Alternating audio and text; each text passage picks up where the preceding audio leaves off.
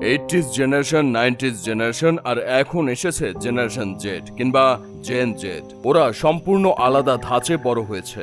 ওরা social media আর internet দিয়ে ওদের জীবন চালায়। ওদের কোনো ব্যারিয়ার নেই। ওরা গ্লোবাল সিটিজেন। দেশের সীমানা ওদেরকে আটকায় না। আপনি টিভিতে যা খুশি দেখেন, লাভ নাই, কেননা ওরা টিভি দেখেই না। এ কারণে এরা স্বাধীন এবং স্বশিক্ষিত। ওদের লার্নিং সোর্স ওরা নিজেরাই। শেয়ারিং বেসিসে একজন আরেকজনের কাছে থেকে শেখে এবং পাশে থাকে। এর কারণেই 10 মিনিটস স্কুলের মতন প্রতিষ্ঠান এত বেশি জনপ্রিয়। ওরা ওদের মতোই কারো কাছ থেকে শিখতে চায় এবং খুব দ্রুত শিখতে চায়, 10 মিনিটেই শিখতে চায়। এই যে দেশের আইটি সেক্টর নিয়ে আমরা এত বড়াই করি, এই সেক্টরের লাইফলাইন কারা? এই জেন জেডই তো। আমাদের দেশের শিক্ষা প্রতিষ্ঠানে কি এগুলো শেখানো হয়? না, হয় না। তাহলে এরা শিখলো কিভাবে? ওরা নিজে নিজে শিখেছে।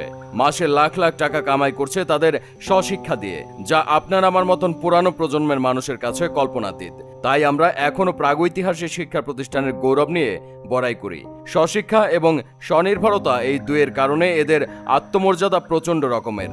আপনি জাস্ট তাদের অপমান করতে পারেন না পূর্ববর্তী জেনারেশনের মতন। এরা 25 লাখ টাকা ঘুষ দিয়ে 15,000 টাকা বেতনের চাকরি করতে চায় না। এরা বাপমার থেকে 25 লাখ টাকা নিয়ে সেটাকে বছর শেষে কোটি টাকায় রূপান্তর করার চেষ্টায় থাকে। আমাদের 90s জেনারেশনের কোনো শিক্ষিত কাউকে রাস্তার পাশে খাবার বিক্রি করতে দেখেছেন? কিংবা টি শার্ট? এরা এটা করে। ফুড কোর্টের নাম দিয়ে এরা কাজ করে। এরা বসে থাকে না। 90s জেনারেশনের মতো এরা কোনো কাজকে ছোট করে দেখে না। জেন জির সবচেয়ে উল্লেখযোগ্য বৈশিষ্ট্যের মধ্যে একটি হলো ওরা খুব ডিরেক্ট। যা চায় সরাসরি বলবে, যা করতে চায় সরাসরি করবে। ঘোরানো পেঁচানো ডিপ্লোম্যাসিতে ওরা খুব বিরক্ত হয় এবং যেহেতু ওরা পৃথিবীর সবকিছুরই কম বেশি জ্ঞান রাখে তথা মিনিটে মিনিটে গুগল করে, ওরা খুব ভালো করেই বোঝে কোনটা মোলা ঝোলানো আর কোনটা আন্তরিকতা। এর আরেকটা উদাহরণ দিই। ডক্টর মোহাম্মদ জাফর ইকবালের মতো বুদ্ধিজীবীকে মোটামুটি মুছে দিতে তাদের একদিনও সময় লাগেনি। এরকম ভয়ঙ্কর বুদ্ধিবৃত্তির পতন বাংলাদেশের ইতিহাসে আর একটাও ঘটেনি আমার জানা মতে। এর কারণ জাফর ইকবাল ডিরেক্ট না। তার ভুলকে ভুল, ঠিককে ঠিক বলার মতন সাহস কিংবা ইচ্ছে ছিল না। এর ফলে ওনার বুদ্ধিজীবী থেকে বুদ্ধি প্রতিবন্ধীতে রূপান্তরিত হতে একদিনও লাগেনি। এদের ডিসিশন মেকিং খুবই খুবই ফাস্ট। একটা সিনারিও বলি। মনে করুন অফিসের বস তাকে পাত্তা দিচ্ছে না বা তার চাহিদা মেটাচ্ছে না। এই অবস্থায় ওরা ডিরেক্ট ওই বসের উপরের লেভেলের বসের কাছে তাদের দাবি নিয়ে যাবে। কিভাবে? ইমেল করবে কিংবা লিঙ্কডইনে সরাসরি যোগাযোগ করবে। এরপরেও না পোষালে সরকারি চাকরি ছেড়ে দেবে।